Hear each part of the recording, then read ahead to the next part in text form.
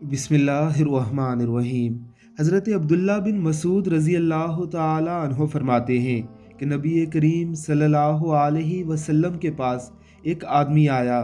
اس نے کہا کہ یا رسول اللہ صلی اللہ علیہ وسلم، اللہ کی قسم میں اپنی جان، اپنے اہل و عیال اور مال کے بارے میں بہت ڈرتا ہوں کہ کہیں کوئی نقصان نہ پہنچ جائے۔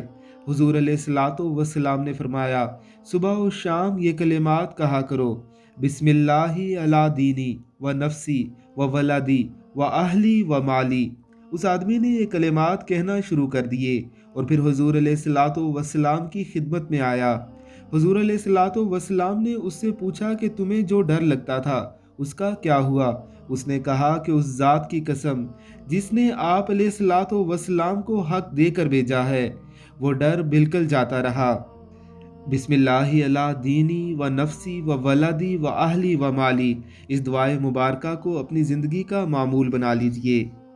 اللہ رب العزت آپ کے تمام ڈر اور خوف کو کافور کر دیں گے۔